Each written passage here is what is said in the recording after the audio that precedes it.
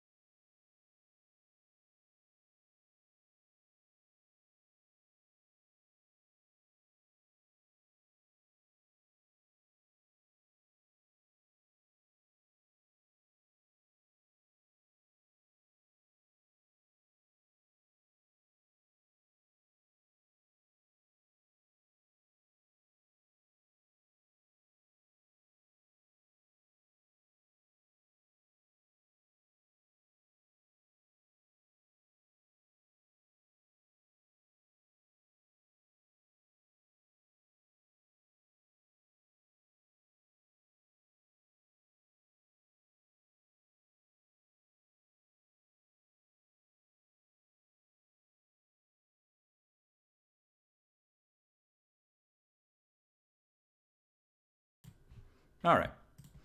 Very, very good. Let's see how this is going to be sent to me. I don't really know. All right. Well, in any case, really appreciate everybody who's been watching on Twitch lately. The Twitch channel has actually been doing really well. It's like everything comes in waves. And honestly, there was a period about 6 weeks ago where I wasn't thrilled with the trajectory on the YouTube channel nor the Twitch channel, where the streams were only getting, 400 to 600 people. YouTube, we were only getting 8 to 10,000 new subscribers a month. And it's like, this is an election year. If we're not going to grow bigly this year, when are we going to grow? And then over the last 3-4 weeks, it has just gone crazy, where YouTube has exploded. Twitch has started growing on the political streams, regularly getting 2,000, 2,200 viewers even. YouTube has gotten as high as 40,000 live viewers. So I feel like we're on a good trajectory now. And the thing about it is, you just have to take, for me in the political space, if we don't grow hugely during election years, when is it going to happen? That's the unfortunate reality. Okay, got a Zoom link, so now we're going to join up. And then we will see where things go.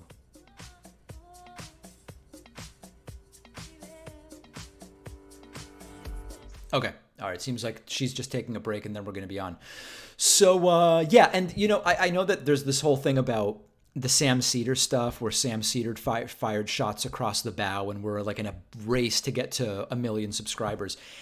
It's not real in the sense that, nobody's really mad at anybody else. It's just all, my sense is that we just both benefit from a race to 1 million. Do I watch or follow the Hodge twins? No, I have no idea what that is. People like Planet Money in the chat. Yep, Planet Money's a great podcast. What else are people talking about? President praising Arizona today. Yeah, I did a live stream of that. it was a really weird press briefing, to be perfectly frank. It didn't really make any sense. But in any case, it was worth covering nonetheless. Yeah, we're at 9. Hodge twins are the male equivalent of Diamond and Silk. I don't have any time for that. I'll tell you, I'm so busy with the show and streams that then I just want time to myself to either, whether it's play chess or read or tend to my garden or whatever.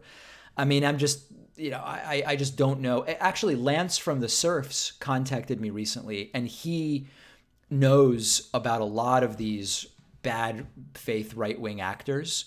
So we're thinking of doing something soon where he's going to basically give me the lay of the land, because I don't know a lot. Like when people call in and say, "David, did you see what X or Y said?" I didn't. I'm too busy. I just don't. Oh, my camera's a little crooked. I just don't have the time for it because I want to do other things. I guess the name maybe rings a bell. Hodge twins. I do know Diamond and Silk, although I've seen, just a handful of clips, just enough to know that it's completely wacky.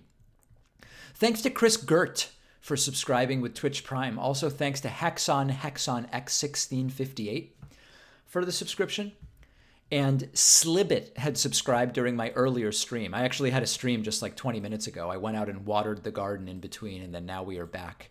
And hoping to improve my chess a little bit. I'm going to have to talk to Alexandra about this, but unfortunately, since I've started the lessons, I'm playing worse than ever. And I think we need to think about that a little bit. It doesn't bode particularly well for PogChamps, even though I got a big endorsement from Grandmaster Hikaru earlier in the week. Paul 12-year-old has subscribed with Prime, and that's great. I appreciate that.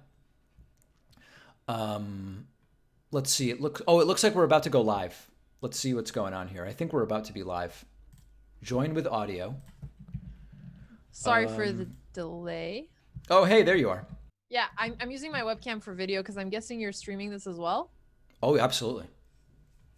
Well, how's it going? You've had a crazy couple of days. What were you covering? Yeah, I mean, every day is crazy these days. I know that I'm not a professional streamer like you, and I know that professional streamers regularly will stream like 4, 6, 8 hours a day. I'm not used to it. I'm used to, I do my 75-minute show, and maybe I'll stream for an hour. So for me, it's exhausting. I don't know. Oh, yeah, we were actually watching your commentary on the Axios interview on your Twitch channel the other day. Oh, no way. Yeah, that went insta-viral. That was crazy. Like, it already has almost 1 million views, I think. It's nuts. It already has 1 million views? Oh, that's insane. Congratulations. I don't want to overstate it. Let me take a look. No. I mean, we watched it as well. So. 700,000. 700,000. Okay. That's honestly still really impressive. Congratulations. It's still good. Thank you. Yeah. No, but it is. And unfortunately, like, I don't know what's going on in terms of chess, but like my chess is getting bad. I feel like I'm getting worse since I've been taking lessons with you and Hikaru and Eric Rosen and Levy. I think I'm playing the worst chess in a long time. It's our fault and not yours. No, I think the problem is I'm having trouble taking in and churning all of these high level ideas. Mm-hmm. And that I think it's like we might be the lessons maybe are ahead of where I currently am, That's interesting. So I actually spent quite a bit of time thinking about what would be the most helpful for you, because it seems like you have a pretty good understanding of the opening, and I know you did that with Levy. I've seen that you've been playing it consistently. We looked over some of your games, and it tends to be either in the middle game where you kind of go for a wrong plan and then it's a very hard idea to find. Yeah. Or just different types of blunders. Yes.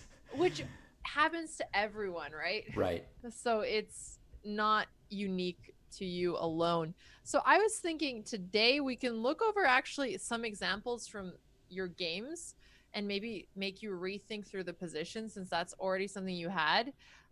We can work on a couple common endings that are likely to happen that are not too complicated.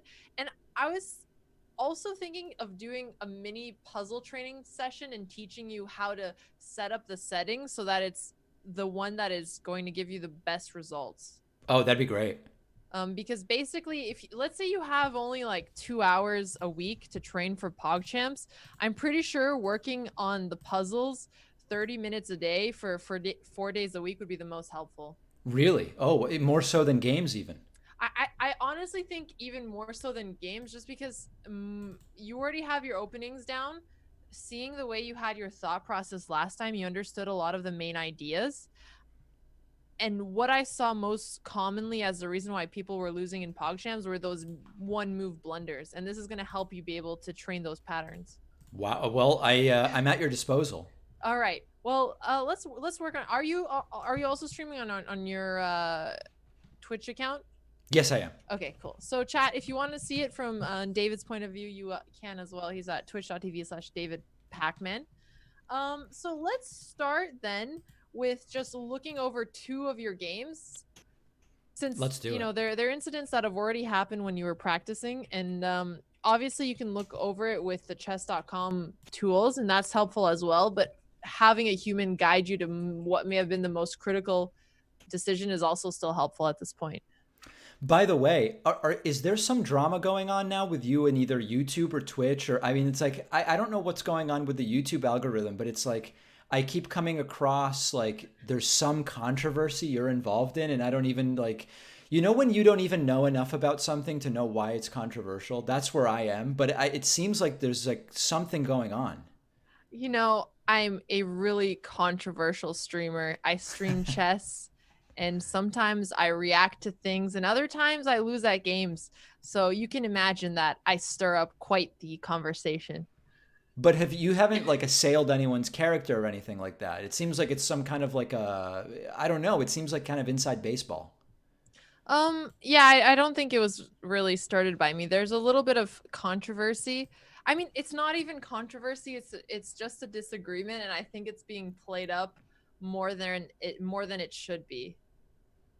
But Okay. I'm happy to share if you want to go into that. If I you mean, want the tea, it seems what's like the you're like curious. brief? What's the brief explanation of it? I guess. Yeah, sure. So, I started streaming in the just chatting category on Twitch because it Right. really helps discoverability.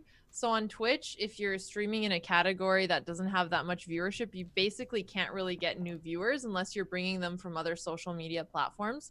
So in just chatting, when I'm doing pretty well in terms of viewership and it pushes me in the top 7, it helps a lot with new growth. And then on Twitch, if you're doing two things at the same time, you can choose the category. So if I'm chatting and playing chess, or if there's chess in the background and I'm also chatting with people in my audience, I like to keep it in just chatting. Okay. And basically, Hikaru made a video where he's talking for like a minute and a half about how he wishes that I would stream in the chess category because he thinks otherwise there's like viewers missing from it and it's going to hurt sponsors. Whereas every time I've worked with sponsors, they don't actually care about a category. They sponsor people based on individual streams or actual events. So like PogChamps 1 was a huge success. So PogChamps 2 is going to do well based on those numbers, not on the category numbers. And my argument is if I can choose the category, I might as well try to go for the one that's going to get the most eyeballs. So in other words, the controversy is if you're chatting and playing chess, there's a difference of opinion about which category is more advantageous to you versus to the online chess community at Right. large. Yeah. So Hikaru basically made the argument that I'm hurting sponsorship by staying in just chatting.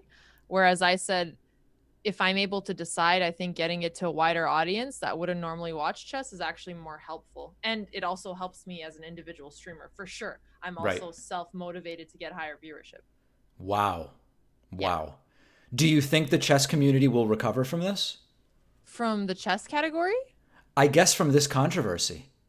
I don't think it's actually a controversy. I was honestly surprised to see that there was a YouTube video on it. I thought Hikaru was spoofing when he started with the clip, which is honestly, I think he kind of is memeing too because he doesn't say anything really controversial. He's just like, I wish Alexandra would stream in chess because it's better for sponsors. Whereas I'm like, well, if you've ever talked to sponsors, that's actually not the case. And we can agree to disagree. And I respect Hikaru a lot as a person. I think he's done huge things for chess. And if he has a different opinion, that's basically okay with me. But Hmm. I think if you're any kind of content creator or if you're any kind of business person, you have to think a lot about your metrics. And if you're on a platform that isn't going to show you to new people unless you're a little bit smarter with how you think of it and you're evolving, then that's on you. And I also generally don't like being put on the blame for other people not getting viewership. I think if you're a content creator, it's like 90% the work you're doing and not putting the blame on other people.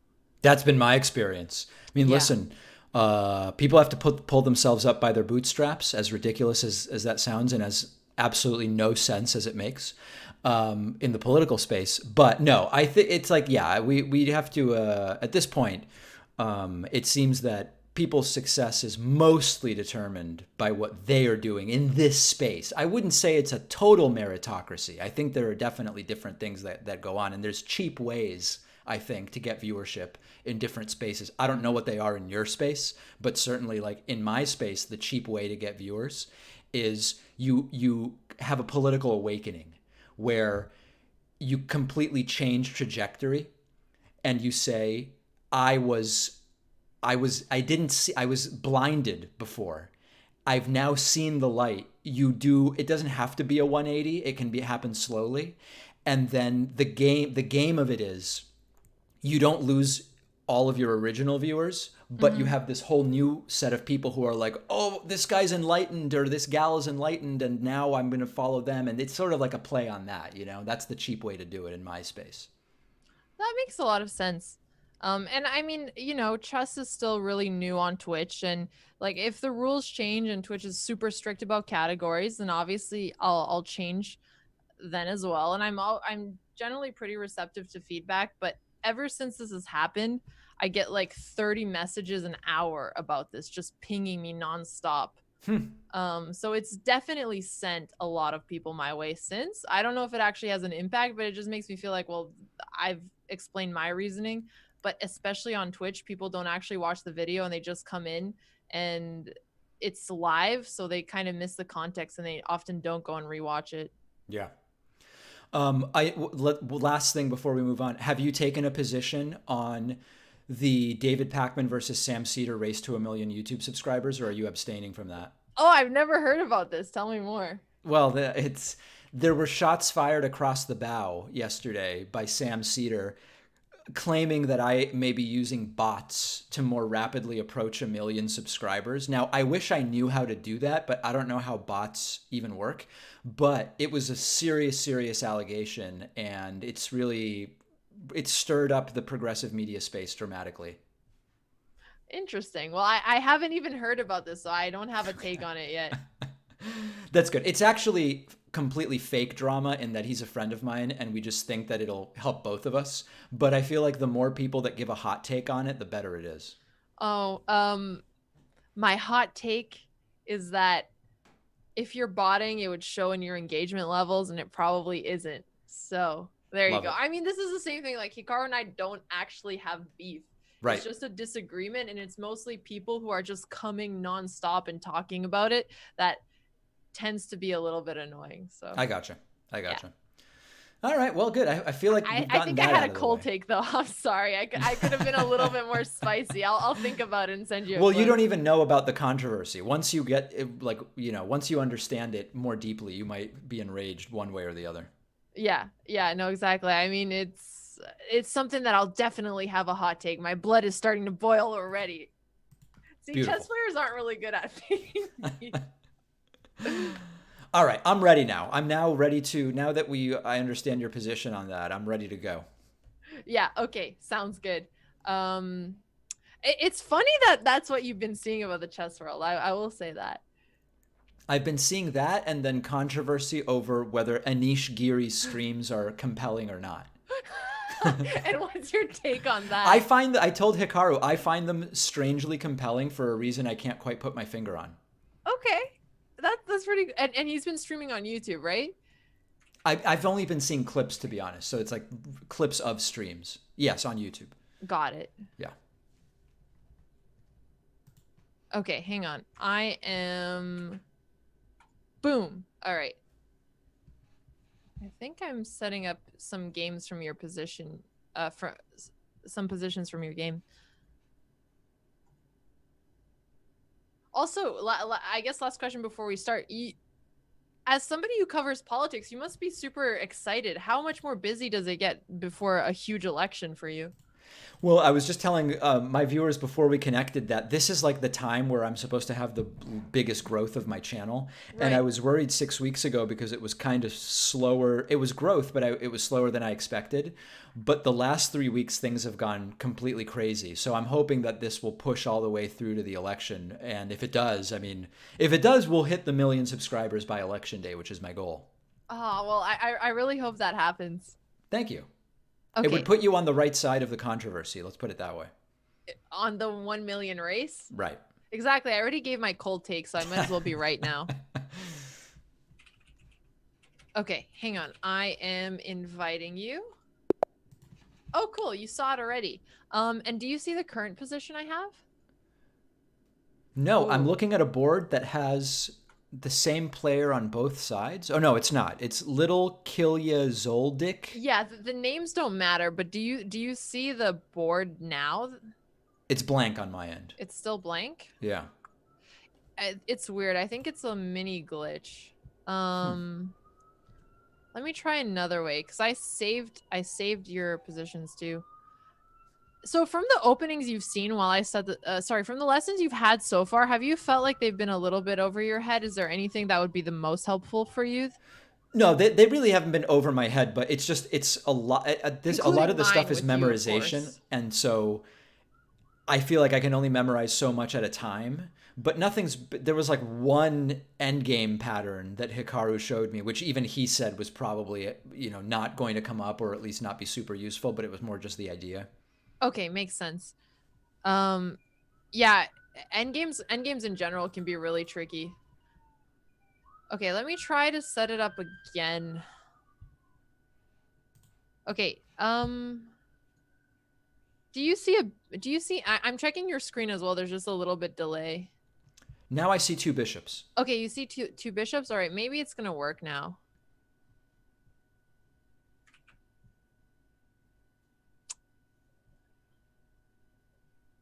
Yeah, sorry. I don't know why I see the pieces sometimes and whoever I'm doing the analysis board with doesn't.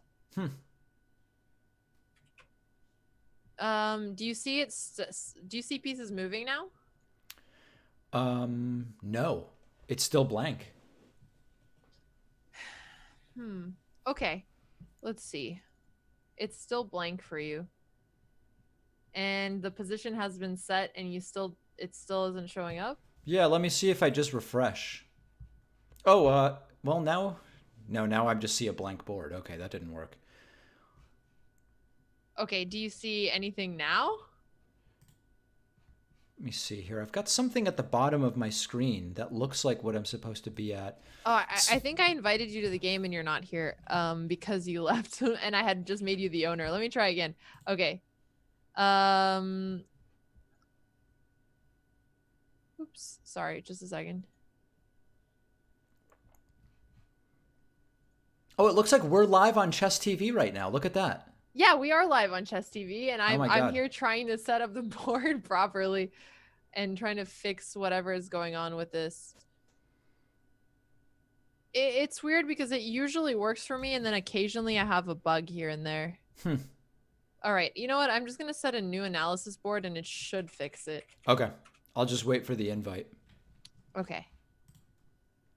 Um Okay. I sent you an invite. Hmm. Are you right now? It looks like you're in chess.com/home, not in live. Okay, so I go to live. Yeah, so chess.com/live. Okay. Okay, I see the board, but I see no pieces on it.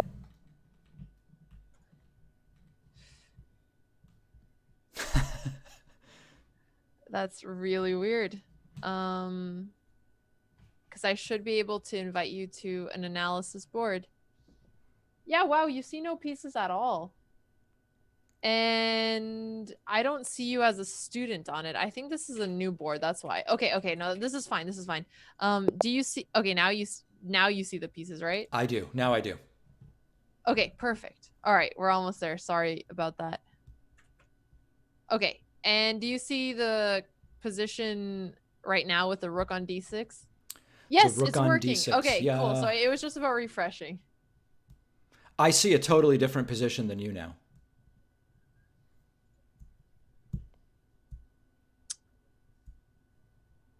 Okay. And it looks also reversed from the standpoint of black and white. Yeah, the reversal part should generally be fine. Yep. Okay, I think I have an idea of how to fix this. I think if I invite you to not okay, one second. If this works, we're gonna fix it for the rest of the lesson. Beautiful. Okay.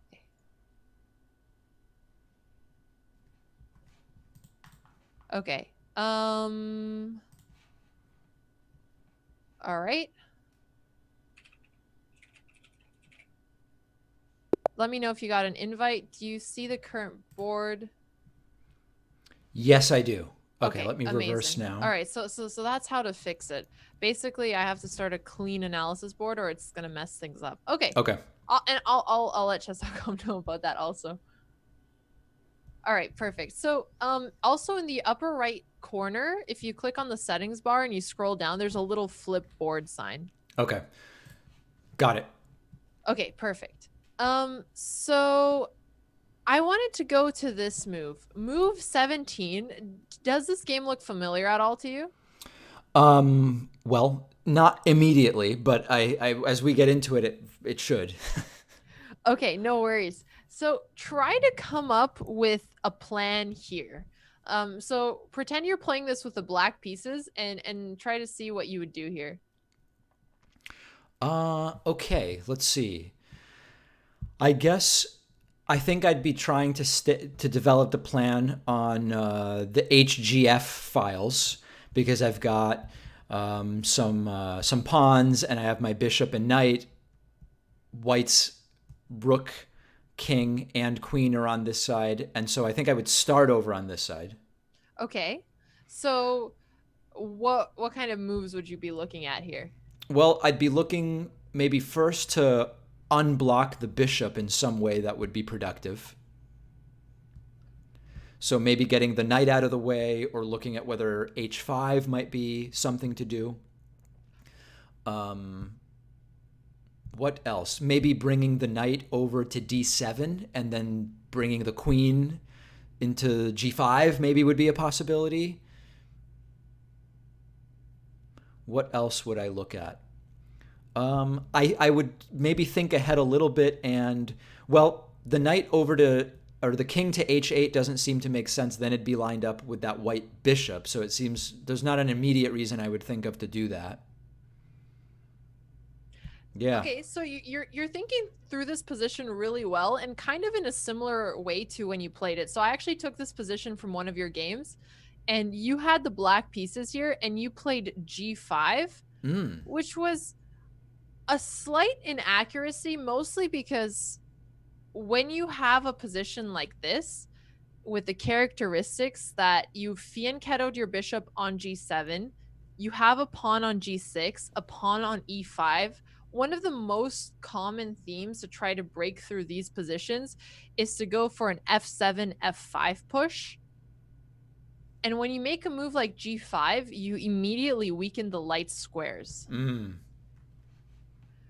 And I'm telling you this because anytime you're going to have an opening like this is always a plan that you're going to want to keep an eye out for, especially when the position is really close and you need to think of a way through. So the idea would be I bring the knight either to d7. Well, I guess I wouldn't want to go to h5 if this is the plan, and then look at playing f5. Right. Knight h5 is also honestly a pretty interesting idea, and I think it works here as well. So you can either do knight h5 or knight d7. Knight h5, you're going to have to deal with threats of g4 in the future, so you have to play a little bit more aggressively. Knight d7 is a little bit more defensive, so it's more of a stylistic choice here. Okay. But the point was g5 is a move that seems so intuitive because you've done all of the development and now you're just trying to figure out a way to break open, right? But it's actually a pretty common mistake in positions like this because you have to think with the white queen out and the pawn on e4, you don't want to let your opponent control those light squares. Okay. Yeah, exactly. So that's why the correct plan you should have gone for was something like knight d7. And let's say that your opponent tries to come up with a plan here as well. I'm not, and let's say your opponent just plays a move like bringing the rook out. I, I'm trying to think how your opponent would play, but let's just make a move like rook d1. Okay. How would you continue here? Well, I don't think anything happened that would prevent me from going with my f5 plan. Yeah, yeah. So you can play f5 here, and let's say I take. What do you think is better to take back with? Well, okay, so if I take with the pawn, I'm Hmm. defending the pawn with the rook, so the queen can't take it, but it could be subject to another attack maybe. Although I don't immediately see what it would be. Maybe g4. Um, if I take with the rook, I'm immediately attacking the queen, Hmm. and then the queen would have to move. Where would the queen go? I guess the queen would maybe go over to e4, or no, not e4, e3 or e2. I don't know, or maybe line up with my king on the g file. Yeah. So the queen would have to go back, and then what would the advantage of having your rook on f5 be? Maybe it would allow me to bring the queen to g5 and then start building some kind of attack over on this side. Yep. And are there any drawbacks from taking with the rook? Not that I can immediately see. So I think you have part of this correctly. So rook takes f5. You saw the main point. It's attacking the queen. Um, you are going to be able to play a more aggressive plan, especially with doubling up the rook. So I really like that. The one thing you have to be careful with, let's just say he goes back to say queen e2. The Mm-hmm. one drawback is this the square on e4. So you're giving up one of these four central squares, Right. and especially if a knight is able to get there, it can be a very powerful piece, and it is putting, some pressure on d6. This doesn't mean that this plan is wrong. You could definitely go for something like this. But that is one of the drawbacks in the plan. And if you do decide to take with the rook, then basically you're going to try to develop your queen and bring the rooks to the open file, but you're always going to have to deal with the knight being pretty annoying on e4. Okay. That And makes sense. if you take with the pawn, so say with g takes f5, then you have a very different kind of plan here, because now the knight can't go to e4. You're controlling the e4 square, but you also notice that now the g file is a little bit more open. Do you think that's a weakness or a strength? In this particular case, maybe it's a strength because it seems like a possible attacking idea. Right. Yeah, so it could definitely be both. I agree with you. I think this is a strength in this position. If you're not careful, maybe your opponent can get an attack, but it creates a really clear plan for you. And again, this is a plan that you can always try to keep in mind, because with the version of the Sicilian that you play, this plan is always really common. So if you're have been having a hard time finding plans, trying to figure out when to go for this f7 f5 push is going to be really helpful. So let's say that I just make some.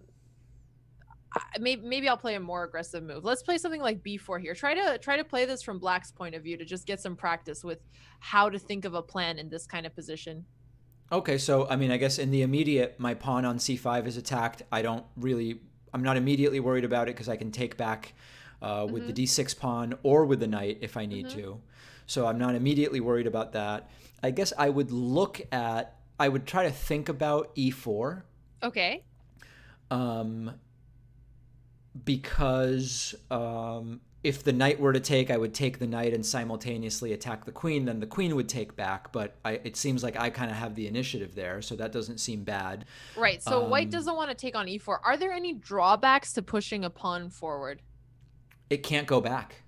It can't go back, right? So the squares that it was defending before, say like f4 or d4, aren't protected anymore. Right. And if you have your pawns push this forward from your king, you have to be careful, because every time you make a move, so let's say you make a move like e4, I think it's actually fine in this position, because you have ideas like knight e5. But if you're not careful, you're also opening up the bishop. And say your opponent is really sneaky and goes for something like queen g3, and I'll just do a waiting move to show some possible threats. And then all of a sudden, because your king is so exposed and you open up the Mm, position, your opponent has these crazy attacks on you. right. this is just one thing to keep in mind. Any time that you've pushed the pawns by your king side, say 2 squares. Okay, so maybe e4 is not, even though it was my first idea, it's not necessarily the best idea. It's an idea you'd have to be careful with, and if you don't have a continuation, if it's just a one move plan, I would try to go for something else. Okay. I guess I would also look at f4 to just Mhm. kind of change the dynamics of what is available, but then I'd be worried about um, Again, as, g3, I as soon as guess. you push a pawn, the squares it was defending previously are now free for your enemy. So now Right. your opponent can hop onto e4, Yep. which is weird because you feel like you're grabbing more space on the board, but then when you grab more space, you're also creating more holes. Yep. So then I would look maybe at bringing the queen out and thinking of if there's a square for the queen that would be good to start, creating some pressure or making some attack. Okay, where would you consider? I guess I would look at just e7 in order to link up the rooks. I would probably avoid f6 because it's on the diagonal with the bishop, and then I would look at g5. Mm-hmm. Okay, so between g5 and e7, which one do you like more? My instinct is g5. My instincts are terrible, so I would probably then lean towards e7. I actually think that especially playing against players who are relatively new to the game, a move like queen g5 is super intimidating Mm, because you're starting to put the queen on the same row as the king. Queen e7 I think was also fine just connecting the rooks, but queen g5 I like because you can come up with a plan here. Like let's say that I just make a waiting move rook e1. I don't really know how to play here. yep. How would you continue now that you have such an active piece here? Um. Well, I would think about king to g7. To h7 you mean? I'm sorry, to h7. Yeah. Yes. Because then I just kind of am getting the king out of the way of all of this activity. Mhm. And then maybe at some point I want to put a rook on the g file and then Yes. look at getting the bishop out of the way in some way that's advantageous. Yeah, and I really love this plan because I think it's the most straightforward here. And anytime you go for this f5 idea where you take back with the g pawn, you're creating a semi-open file on the g file. Have you learned what semi-open/open files are already? I think open is both pawns are gone and Mhm. semi-open is one of the pawns is gone. Right. So, regardless if it's semi or open, you usually want to try to get your heavy pieces, so your rook and your queen, on that semi open file. So, as soon as you create this plan, what I like about it is that the rest of it kind of falls into place. You know that you're trying to bring more pieces to create some kind of attack here. Okay. So this is really good play so far. Let's say I'm your opponent and I'm trying to mix it up a bit. So I'll just take on c5. Okay, so I guess first I'd ask whether I need to take back on c5. Mhm. If I lose the pawn on d6 and then that pawn is blocked by the knight for And keep in now, mind that I just took one of your pawns. right, so I would lose a second pawn, yeah. Right. So usually my instinct would be to take back unless I can find some like immediate move that white would have to refute or risk maybe losing. Right. I mean, I guess I would again think about attacking the queen with e4 now in this position. Mm-hmm. I would look at rook to g8. I would actually maybe look at taking the pawn back with the knight because maybe that gives me some better ideas upcoming, like another defender on the e4 square. I really like that what you're doing is breadth first, then depth. That is actually super good protocol for any kind of chess plan. You're seeing the entire board first. So from these three moves, which one seems the most tempting to you? I think knight to c5. Yeah, knight to c5 is a really strong move here because, as you mentioned, you're activating your piece and you're recapturing that pawn. Right. Okay, so I mean, here what White honestly has a really rough position here. I'm gonna say maybe rook b1 to try to eventually put pressure on b7. How would you continue your plan here? So now is that a good move for white in this position? Honestly, it's probably one of the better plans here, just because I don't see what White would try to do other than maybe try to trade off and go into an endgame. Like Right. Okay. at least I'm trying to put pressure on b7 in the future. So I would again think about e4 now that I have an additional piece defending. Mm-hmm.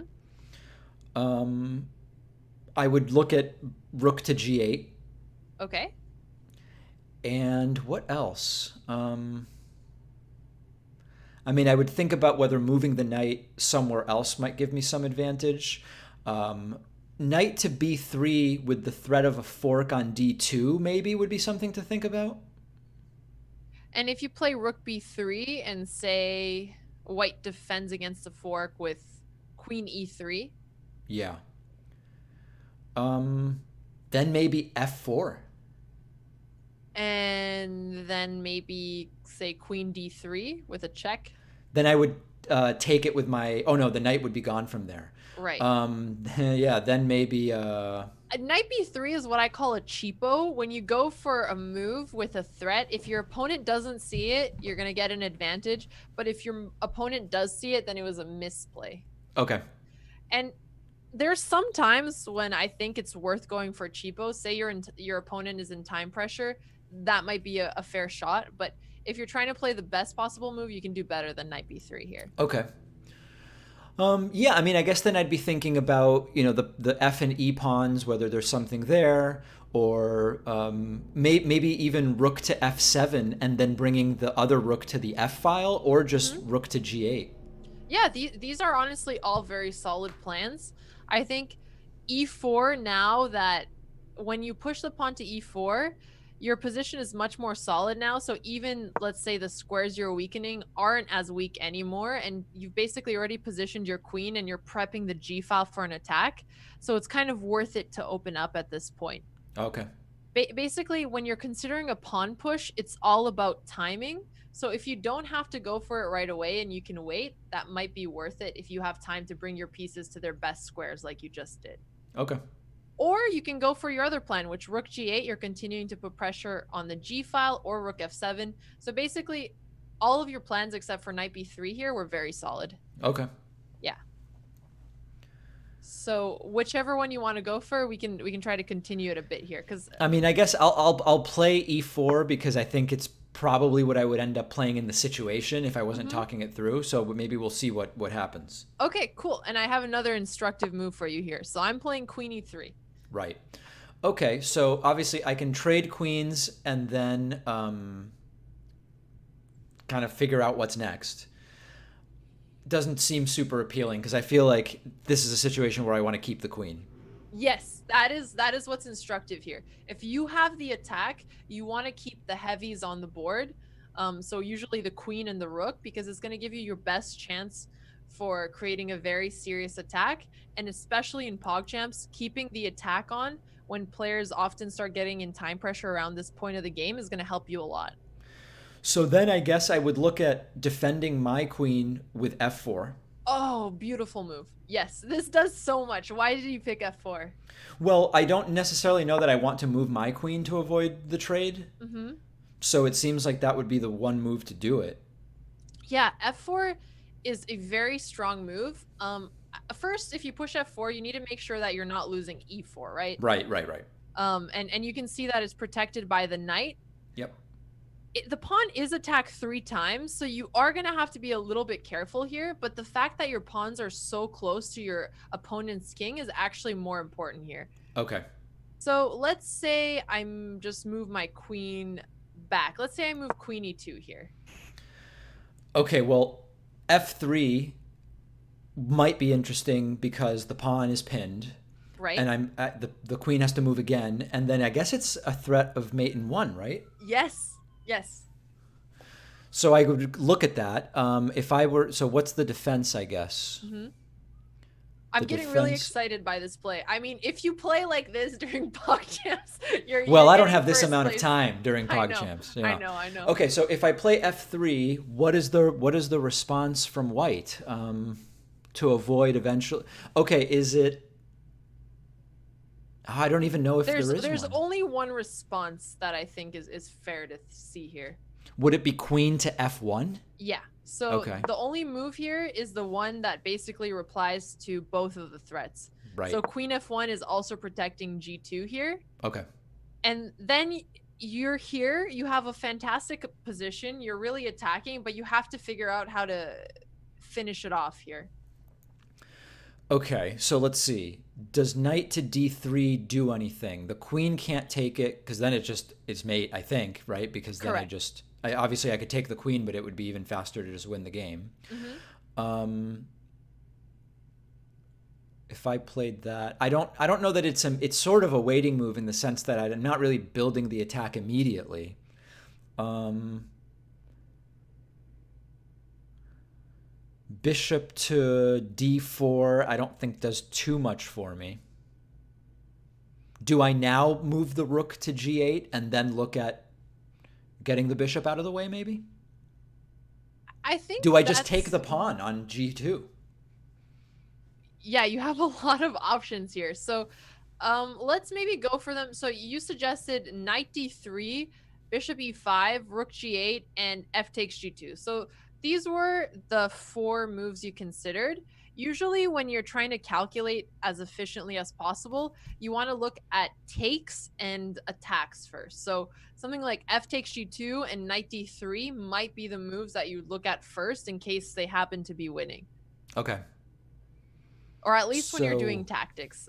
But if you have a limited amount of time, that's a good way to remember it. so if I take on g2, I'm attacking the queen, Hmm. but I'm also blocking my queen from attacking the king. So I guess it would allow the queen. Oh, I think it traps the queen, right? So f takes g2, and white would probably play queen takes g2 Oh, and then after. I have the trade again, right? Okay. So I think that's not so good. Okay. Knight to d3. I guess I would expect something like, I mean, attacking the knight with either of the rooks wouldn't do too much because I'm defending the square with my pawn. So maybe that's good. I mean, maybe it's hard to get the knight away from there. So knight d3 looks almost winning if it weren't for the e4 pawn hanging. Ah, okay. Yeah, so as soon as your knight moves, e4 is hanging because otherwise you're attacking the rook and you also have this square. But it doesn't work because of e4. Okay. Well, I guess I would think about moving the F rook and doubling up there. Although it Okay. seems kind of passive and like I'm not. Maybe I could make things happen more quickly, like rook to F7 and then rook to A8, the rook A to F8. So rook a to f8. Okay, so you basically have the correct plan with bringing more pieces into the attack. And I was trying to not point out this idea, but one thing you always have to be careful of is you've already looked through all of the very aggressive plans for an attack here. F takes g2, knight takes d3, and now you realize that in order to win, you're going to have to bring a backup, right? So it's a slightly slower plan. Yes. If you're going to go for a slightly slower plan, you also want to make sure that you're not giving your opponent any counterplay. And the one weakness you have is that pawn on e4. Yeah, right. My queen would be under attack. If I take back with my knight, then the rook comes in and takes the knight, and it probably overall is not better for me. Right. I mean, honestly, you'd probably still win even with a plan like rook g8. I think it's better. But if you're going for a slow plan ever in a game, just make sure that you're not giving material because a lot of people get tunnel vision when they get an attack and they focus just on what their plan is instead of what the potential counter might be. Yeah. So, do I need to look at rook A to E8? Yes, that sounds like a really great move here because you're activating your rook and you're taking care of this threat as well. Okay.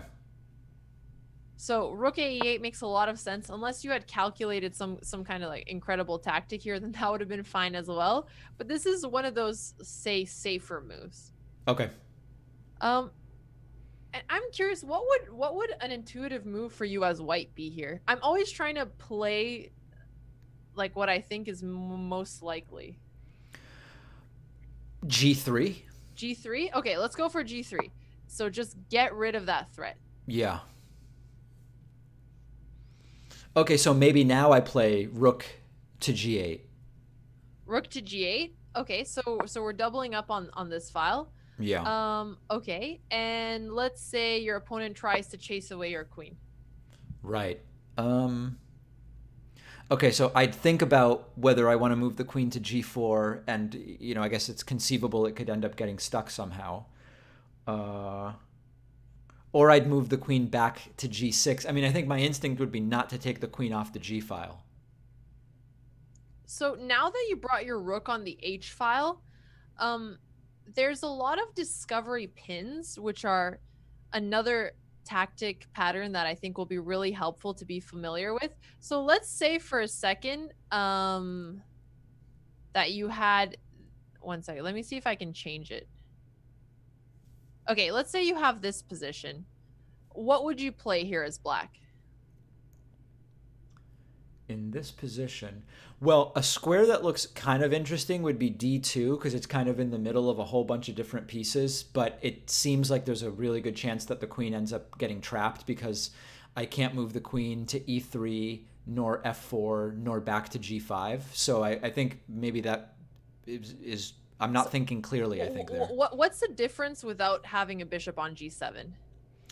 That as soon as I move the queen, the white g pawn is pinned. Exactly. So how do you take advantage of that?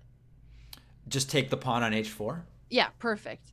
Okay. And Oh, my screen just went black. That was weird. Oh, now it's back. Okay, that was oh strange. no. Oh, We're back that's on. weird because I glitched out earlier today also. I thought it was me, but it's good to see other people having the same issue. Yeah, queen takes h4, exactly. So whenever you're attacking your opponent's king and you bring basically several heavy pieces, I keep calling the rook and the queen heavy because they weigh more on the chessboard, so it's just kind of colloquial. Mm-hmm. You can always start to look for pins like this because they're extremely dangerous, especially when your king has such limited space, because actually the white king doesn't have anywhere to move here, right? Right. um yeah, I think this is actually a really, really helpful tactic to finish out. I know I tweaked the position and I took a bishop off the board, but honestly, this is more educational. So you played here. Um, Black to move here. How do you checkmate your opponent? Hmm.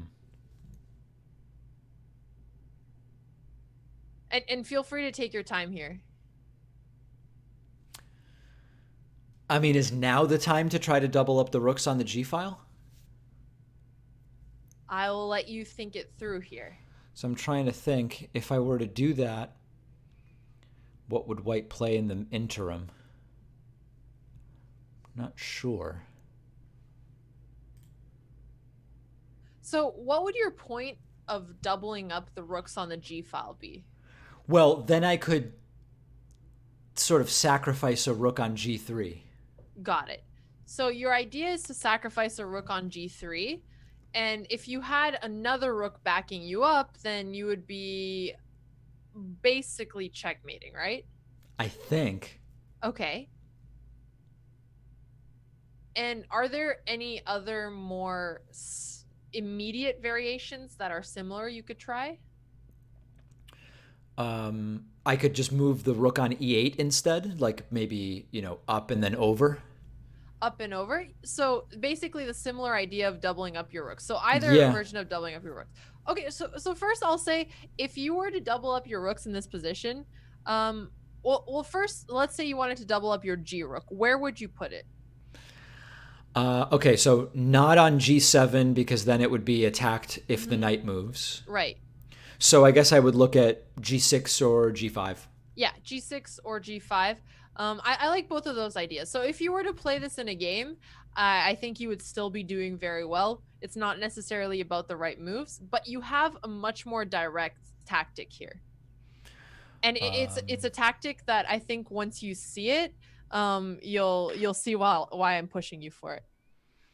It's not a queen sacrifice, is it?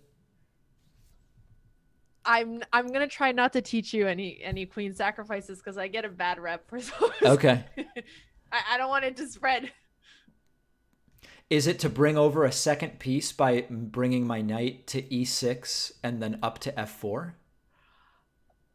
E6 is gonna drop a Oh, knight. right. What am I doing? Then I'm just giving it away. but I like the idea of bringing more pieces that you keep having to the attack. Okay, so maybe I would go via d3 over to f4. Honestly, that's a pretty solid move as well. I think you're gonna. Oh, I'm pretty sure that this is winning also. Um, yeah, I mean, this plan is also winning, so we can go through it. Let's say I I don't even know. I have a terrible position here. Let's say I move my rook up here. Okay, I guess then over to f4. Okay. And let's say I take with the rook.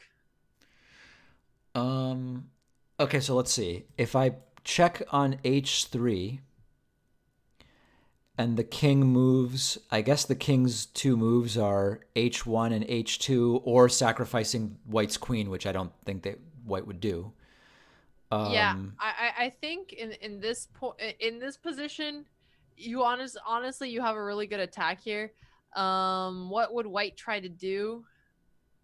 If I take with the queen, let's how are you going to finish off here? I guess I take the queen back. Yep. And is there any and what if it was black's turn to move, you have queen g2. Yeah.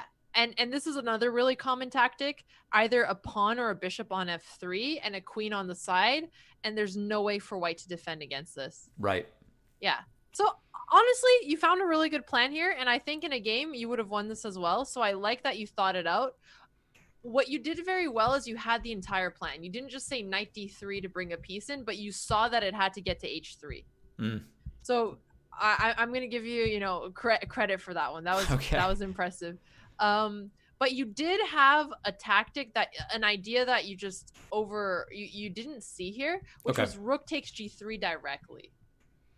Because you saw it you kept saying, I want to bring another rook to go for the sacrifice, but I wonder what was holding you back for going for the sacrifice directly.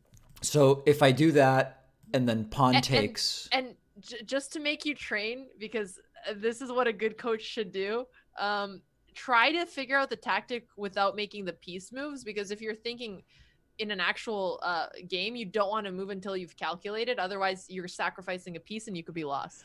Okay, so I take with the rook, the pawn takes back. Do I immediately take back with the queen with check? Then I guess the only real move would be to block with the queen, which I would take with the pawn. Actually, no, I would take with the queen, and that's mate and one. Yes, you would take with the queen. Or the king moves to h1. And I'll take this queen off for you so that you still have the arrows. And if the king moves to h1, I guess, do I check on h3? No, then I just lose the queen, but similar idea. Where can you check without giving the queen? Hold on, and the white queen would still be on f1 here. Yes, yeah. And you can go, and if you ever get lost in your calculations, feel free to start from the beginning again. Yeah, okay. So I take with the rook on g3. Pawn takes. Pawn takes. I take with the queen, check. Yep, king h1. King h1. Okay, so if I play a check on g2, then the queen has to take, and I take back with my pawn?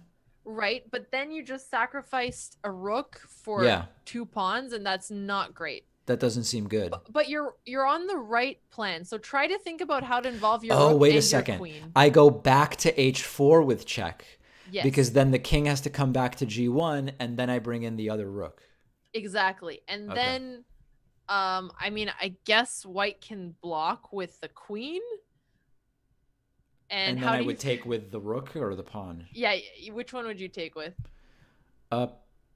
Maybe the pawn. Well, I guess if I take with the rook, then the king can always move back to f1. And then I would play queen to h1. Yes! You just solved it. Okay. You just got the checkmate. Okay, we'll put it on the board now. Oops. Sorry. I kept setting up the position and I had legal moves off. Okay. Legal moves only. All right, here we go. Yeah, so rook takes, pawn takes, queen takes, king h1, and you found the maneuver, which was basically activating your rook with checks. So it's all forced. Basically, white always has to deal with a check threat. And here we go. Well, that's a nice tactic that you found without making the moves. Right. You're going for checkmates in 6 already. Now that took almost as long as some of these entire tournament games are going to be. That's the only problem. Yeah, I mean, the point is you're never going to have to actually calculate something like this, but one thing that you should always look at is in a position where you have an attack and say your opponent's king has basically no squares left. So here he can't go to any of these squares, right? Right. Also note that most of his pieces are far away from the defense, right? So these are just patterns that can apply to a wide range of positions, because telling you to memorize this endgame would be really silly, Yeah. but the patterns can obviously apply. Try to calculate the sacrifices.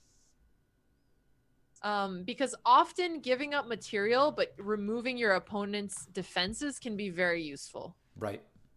And if you don't see something like that and you go for the initial idea you had, which I believe you also had a knight on c5. Sorry, I don't know where that knight went. I mean, this was also a very solid idea. Bring more pieces into the attack. But those are things you consider. You can consider when you're attacking. You can bring more pieces. You can sacrifice, or you can just do small improvements to not give your opponent counterplay or to prepare the attack. Right. But I still think your attacking intuition was very strong here. Yeah, I mean, I think the challenge is not blundering a piece when it's a real game, you know? Right. Which is why I looked into how to set up some chess puzzles Okay. that are specifically designed to help you train against blundering pieces. Okay. The only thing is, I mean, we could do some of those puzzles. I just know that those are also very helpful to do on your own time. But Yeah. I would love to show you how to do them because they're super Please. helpful. Should I be taking note of how to set this up? Yeah, I mean, I think I can also send you the notes. Okay.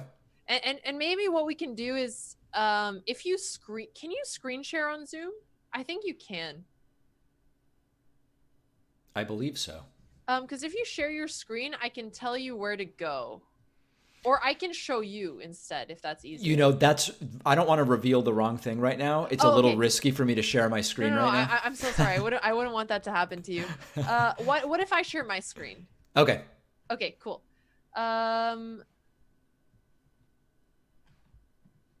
Okay. All right. So I think you can see my screen now. Yes, I can. Okay, great. And do you want to share it with your audience too, so that they see where I'm showing? Let's see the right way to do that. Hold on. Okay. Again, I don't want you to share. I don't want you to share anything incorrectly. So if it's even a little bit risky for you to yeah, share it's a little risky. It's a little risky. I'm just not gonna do it, and I'll send you the notes after. Okay, that sounds good.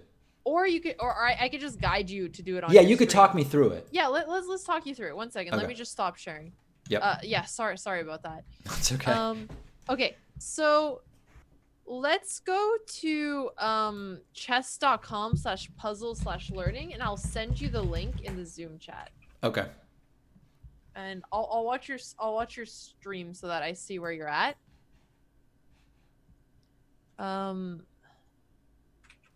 Okay. So you have that open? Yes. Okay, cool. So let me just go back to that same one.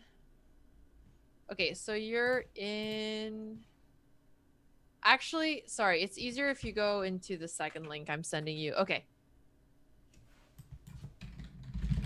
Okay. Okay, so we're in puzzles-rush and click on training. Yep. And then instead of rated to learning. Okay.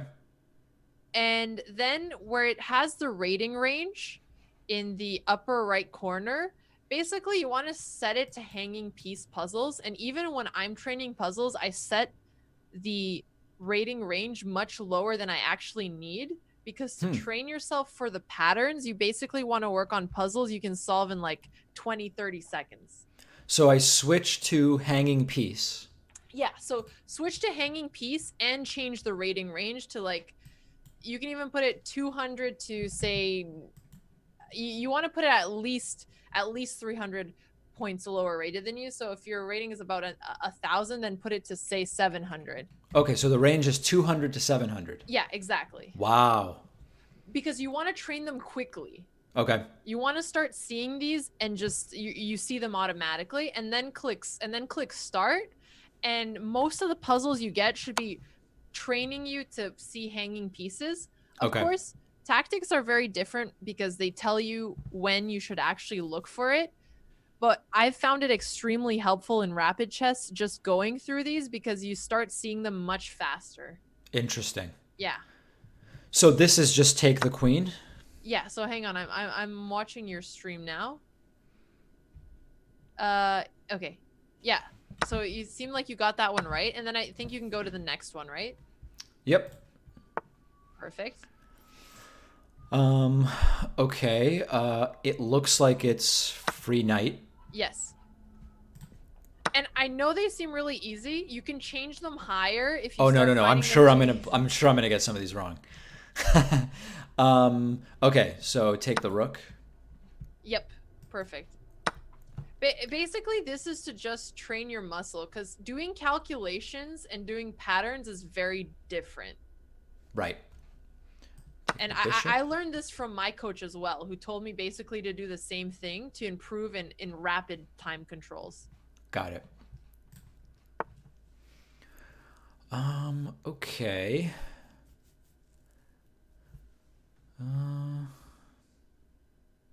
What is actually going on in this one? I guess here. Yeah, this one has a lot more pieces going on. A lot more Perfect. happening here. Exactly. Okay. Perfect. Yeah, you're finding the hanging pieces, and the thing is, this will keep you super sharp. And Right. once you feel like, if you think you're doing them in like 3 seconds or 5 seconds, then you could raise the difficulty, and try to aim for 15 to 30 seconds per tactic. Okay, got it. So these definitely seem a little too ezy for you. Makes me feel like I know what's going on though, which is great. No, it's good. You're finding these so quickly. Right. Now there's some interesting ones here. Free queen. Okay, so this would be, but the idea is this is a category of puzzle that you think would be useful. Yeah, hanging pieces is definitely helpful, but another thing you can try to do is you don't have to check the category. So if you go back to where you did puzzles, you can uncheck hanging piece and just have all of the puzzles in a category, because if you don't know the exact category, it's harder to do it. If Right. there's some category that you feel like you keep mistaking, like let's say you keep getting back rank checkmated or you Yep. keep getting forked, then try to train those specific puzzles.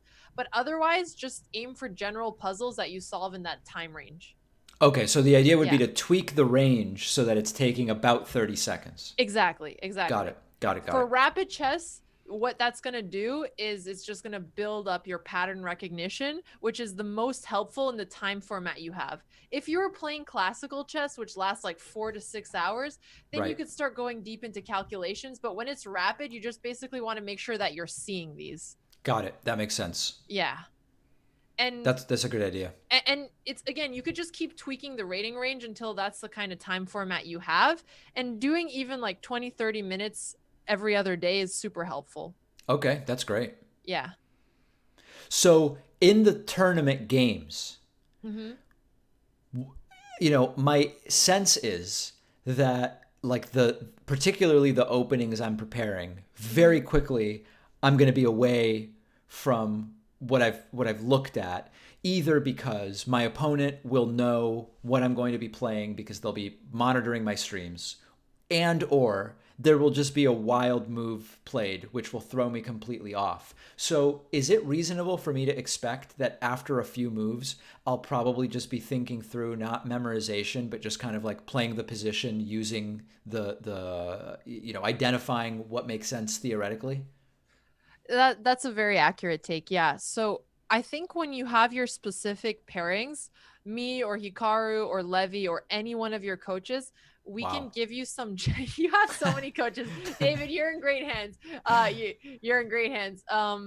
Any one of us coaches can basically help you out. with the opening prep just to review. So we'll basically say, your opponent tends to play these lines, so you can have practice openings. You won't be caught off guard. You'll be familiar with the openings, and then you'll just be playing more in the middle game and on tactics and on time management. Right.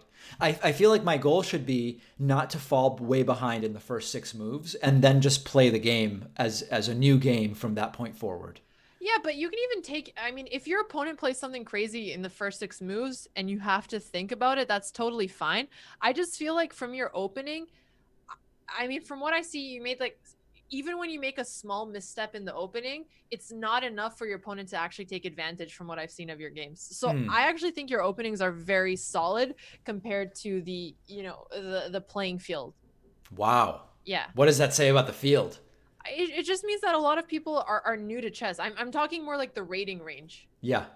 Because everybody understands the basics, but like you're not playing with grandmasters, which even like I'm not playing with grandmasters that will take advantage of any inaccuracy you play. Right. If you misstep a little bit in the opening, it's not a big deal. You just want to make sure that the rest of the game is more solid. Okay, that makes sense. Yeah. Wow. Well, there's okay. So puzzles in this format is good. Now, what's your opinion on how many games how much game training should I be doing? Have you been analyzing your games after you play them? Yes. Okay, that's perfect.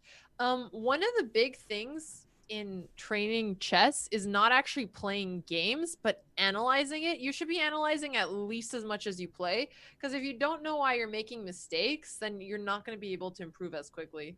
Right. And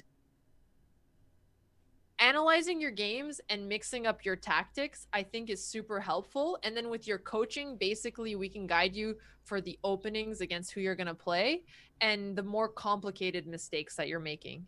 Okay, that makes sense. Yeah, I mean, it's happening a little too much that in the first, I would say 8 to 10 moves, there's like a bad move where I fall. According to the engine, I'm all of a sudden like down 3, and I don't even know it. Is sometimes I'll go back and analyze, and I'm like, it was pretty even here.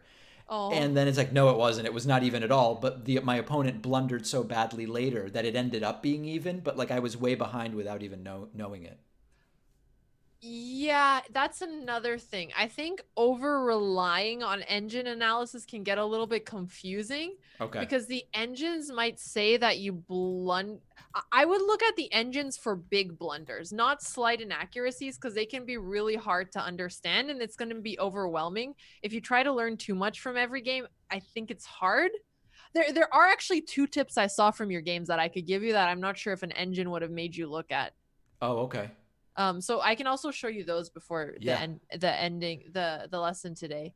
Now, when you say big blunders, like if the engine goes from me +1 to -3 in one move, that's really bad, right? Yeah, exactly. So okay, yeah. in the analysis tool, it's basically the big red arrow. Those are the big blunders that you can kind of you can kind of see why you made the mistake, and those will often be the actual reason you lose. But based on what I've seen in your games so far, the big blunders have mostly been tactic related. So it's good to look at it so that it doesn't happen again, because blunders in specific openings are more common to the variations you play. So like, let's say you make a variation early in the 10 moves, you're more likely to see that than a random tactic. Okay. So that's why it's really important to review your games, because those are the tactics you're more likely to fall into. But then the pattern training basically is like, well, you're likely to see a free piece or hang a piece at any point in your game for, even until you're like 1500, right?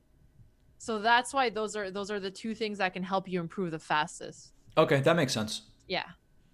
And yeah, let me pull up the game that I was talking about. Okay. I think I have it saved. Let me see. Oh, and I just give me 1 second. I'm gonna run to the bathroom. I'll be right back. Okay.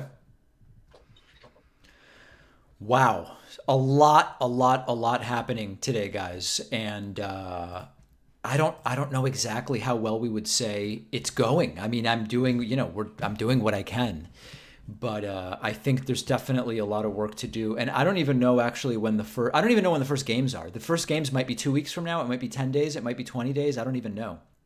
Looks like some people in my chat are confident in me. Looks like people in the Botez chat are not. Oh, am I running the Botez stream right now? I think I'm hosting the Botez stream. Oh my God, this is crazy. I think I'm hosting chess.com right now all of a sudden. Wow. Well, I want to thank everybody who got me here to this point. I think it's an exciting time to be alive for sure. 21st of August, the games start. Okay, that's fair. What is my rated puzzle rating? That's a good question. 1297, I guess. That's 1297, which is not great. Can you imagine tuning into chess.com? Like, imagine if now someone's like, you should play on chess.com, and you see me on chess.com. You're like, oh my God, what is happening here? Oh, you're back. No, it's okay. Please host the show. I realized all of a sudden, if someone was like, had just been recommended to play chess on chess.com, and they had gone to chess.com in that moment, and I was hosting chess.com TV, it can't have been good. That's pretty funny. Okay, hang on. Let me. I think I may have accidentally not saved this game of yours, so I'm just gonna open it up. It was just one endgame trick that I feel like I should tell you since I saw it. Okay. Okay. You were playing with the white pieces. Is this one it?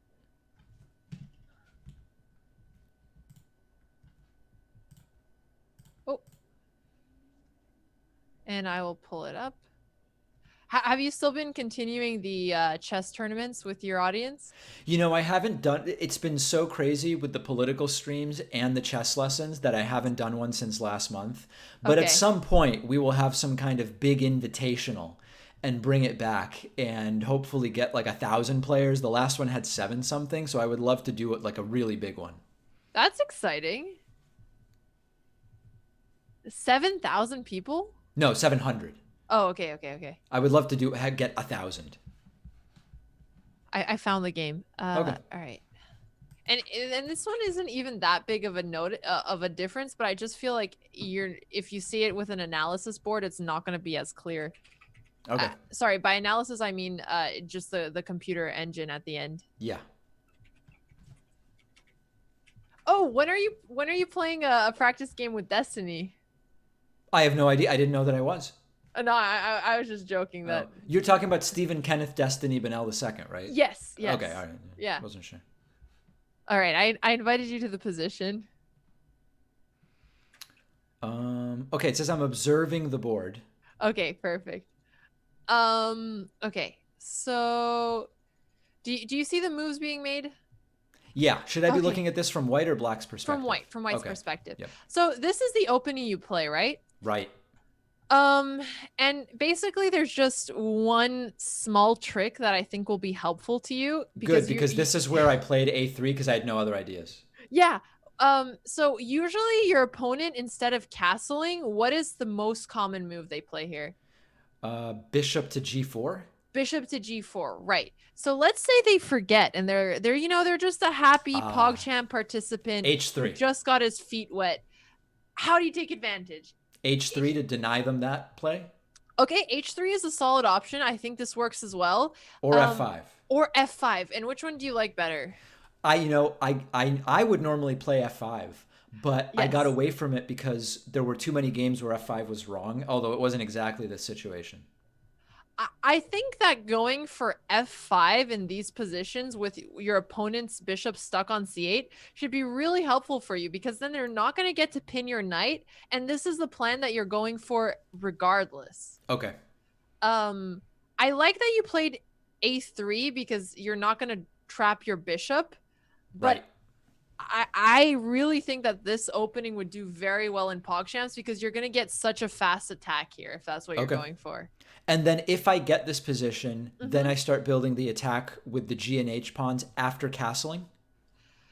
Yeah, that's how I usually see it played. With H3 and G4 and building a kind of attack. You can't castle right away because of the bishop, so you have to take care of this first. Oh, that's actually a good question. So I'm frequently in this position where I can't castle on the king side, and I'm unsure what to do, and I start thinking about, do I castle queen side or just not castle at all? Yeah, that's fair. So I don't play these openings as white, but I'm pretty sure that you should castle queenside here just intuitively, because if you're trying to go for an attack on the king side, that makes a lot more sense. And even if it's not perfect theory, again, you're not going to lose in PogChamps because of theory. Okay. I guess there's only one trick here. What happens if he plays knight g4 and he's trying to go for something like f2? Okay, so I actually think that I looked at this, and is it queen d2? No, Que- that doesn't make any sense because then I just lose the queen if I try to take on the if the knight does come to f2. Um, is it wow? What do I do in this situation? That's actually a good question. yeah, this is honestly a trickier line where I guess I think this is fine to play for white, but it's very complicated. Honestly, maybe your suggestion of just playing h3 makes even more sense, so you just don't have to deal with Oh, this. okay, that's interesting. Basically, you just want to not let your opponent get their bishop on g4. Right. Or we can go into the actual line here. I just want to be a little careful to give you variations that are tricky to see over the board, because like imagine you get here and it's super tactical and you're just trying to play based on route memorization. Hmm. But okay, you already had the idea of queen e2. So you did see that your opponent wants to go for knight f2. So let's say you play a move like queen e2, which is Right. totally fine here, and your opponent still plays knight f6. I How mean, do you maybe play just rook here? to f1. Yeah, rook to f1, kick the knight back. Yeah. The knight goes to g4, and just remember that you have to castle queenside here. Yeah, yeah. And then would I do that with bishop to d2? It doesn't. And now I wouldn't even really be able to trade the bishops on e3 anyway because of the knight. But is it Right. bishop to d2 in order to castle? Oops. Yeah, bishop d2 is perfect. You want to castle, and if your opponent is super annoying with his knight on g4, what's another move you want to have eventually? Um, h3. Yeah, h3, and then you're going to kick out the knight. Okay. So this position is already really good for you because you're going to castle and then you have the attack already coming, right? Right. So this is super dangerous. If you get a position like this, it's going to be very hard to play against. It's going to be double-edged. Do you like double-edged positions where you're both attacking? I mean, I can't say I like it. I can't say I dislike it. I can't Okay. say I can identify it. Yeah.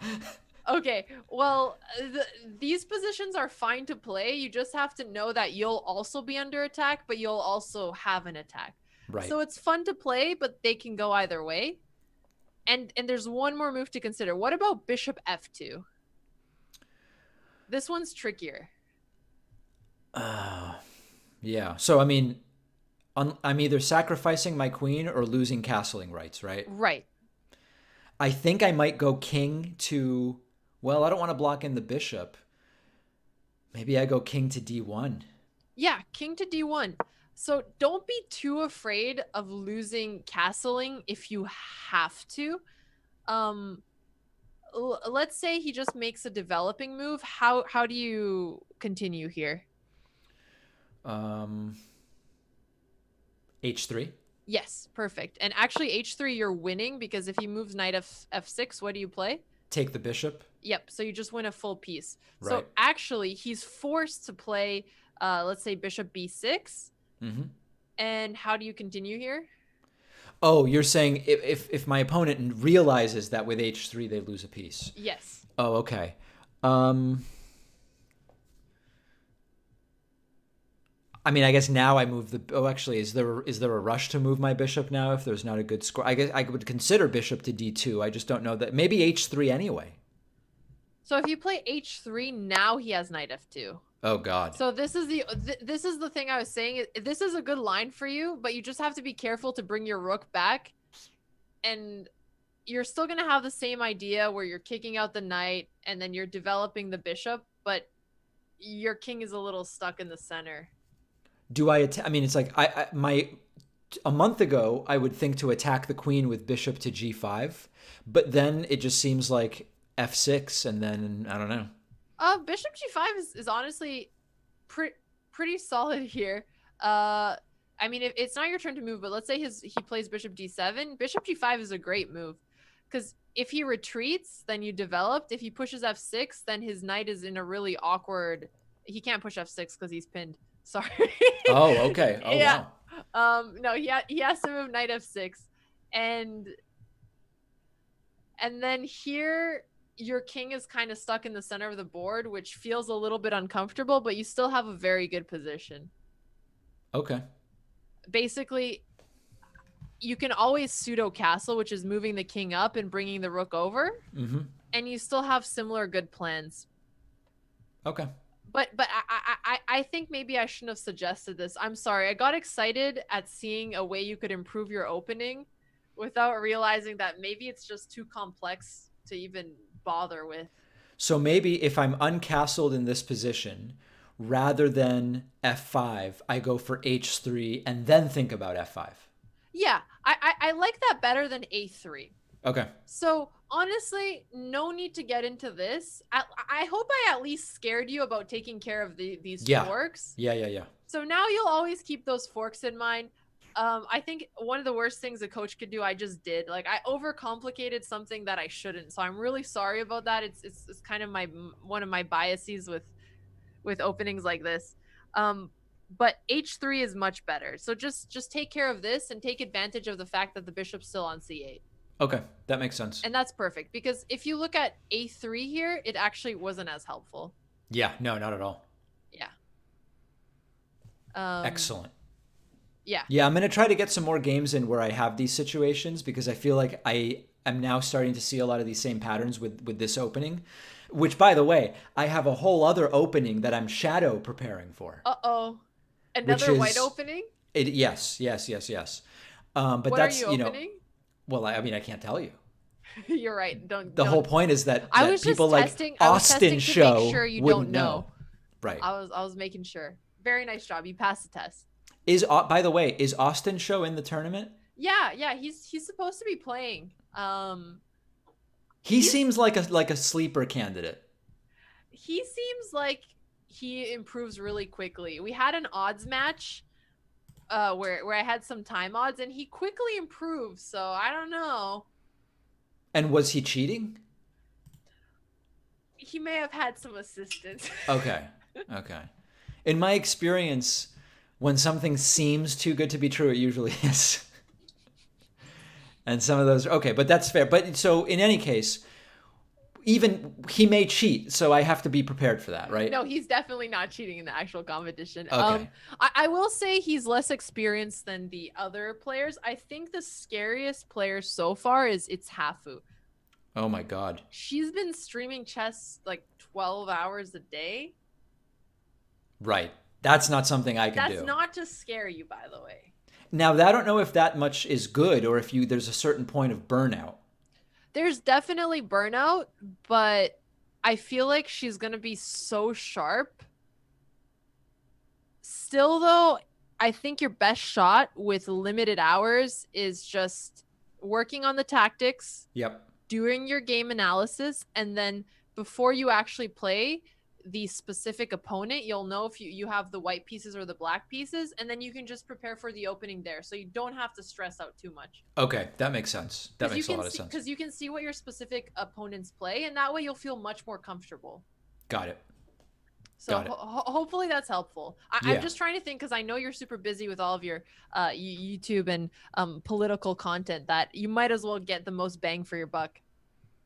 Yeah, for sure. No, I mean, obviously being efficient is good, but I think I don't want to be surprised by any kind of training tactic, like, for example, playing 12 hours. If playing 12 hours a day is the way to win, then I'd have to consider it, although I wouldn't be able to do it. But I just wonder, I don't know that for me that'd be the right strategy.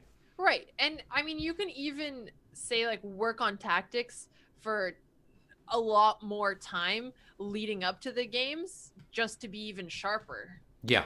Because then you're doing intense training, and one of the biggest factors of whether or not you're going to win a game in PogChamps. Makes sense. That makes sense. But also make sure you get practice games with the time format for PogChamps. Well, the funny thing about that is I was told that the time format is 10 minutes plus 5 seconds, which is not even one of the standard formats on chess.com. Yeah, you have to set up custom games for those. Right. And then does someone have to be searching for the exact same type of game? Yes, but you'll usually find someone with that game, or I mean, you can set one up with people of similar level. Okay. Okay. Yeah, I've just been playing 10 minutes and knowing I'd have a little more time during PogChamps. The best thing is to train the exact same time format. Okay. The closer it is, the better it'll be. Gotcha. Okay. Even if That's you have fair. to, even if you have to wait for a game, and if you want to like practice some training games in that time format, and then we could look over that specific, then I can even give you more detailed advice about like here's where you're spending too much time. Here's what I Yep. think would help. I think that's a good strategy for the next one. Yeah. Yeah, that would be great. So then I guess we'll wait to do your practice games there. Okay. Yeah. Yeah. That's a good idea. All right. Well, I really appreciate it. I feel like soon I should start maybe winning a game or two. I feel like I'm losing more than ever, but I think it's because I'm just processing all of this material, you know? You'll And have I'm some wins in there also. yeah, but one of them was like someone bailed. Another one was like a horrifying blunder. They were like on another one, I think it was like I pulled after being way ahead, I ended up with a draw, which was like I should have won the game. I don't know. Well, that's part of it. I mean, the good thing is that most people are in the same boat as you. Yeah, that's fair. That's fair. All right. Well, thank you so much. I'll be in touch off stream about what's going on, and we'll set up the next one, and we're gonna see. My goal is to gain 400 rating points by Friday. Is that possible? If you're really underrated, yes. Okay. And you do seem underrated. Really? Oh, So that's good. yeah, it seems like if you're playing faster time formats, your rapid rating could maybe be like 1200. Okay. That's something It'll to. depend on how you're managing your time because the way you think through these problems and your positional understanding is very good. I just need to see how you're like under pressure and if you're missing tactics or not. Oh, under pressure. I'm hugely missing tactics, but I'm gonna let my mom know that you think I might be 1200. I think she'll really like it. Oh yeah, please let her know. And then yeah, let me know after you have the practice game, and then I could look at the games, ahead of time, and then we can analyze them on stream and see what specific stuff you could do to train. Okay, that sounds like a plan. All right, that's awesome. Okay, thanks. I'll talk to you soon. All right, David, take care. Okay, see ya. Wow. All right, a big deal there for sure, and we are going to continue tracking that extremely closely. Extremely closely. Okay, thanks to everybody who joined me. Thanks to Afferin for subscribing with Prime, and Cal Kober gifted a subscription to my channel to Alexandra, which is great. Rochampo subscribed. Stakhanov also. Paul 12 World. Love it. Love it, love it, love it. All right, guys, it's been a long day for me. I'll see everybody tomorrow.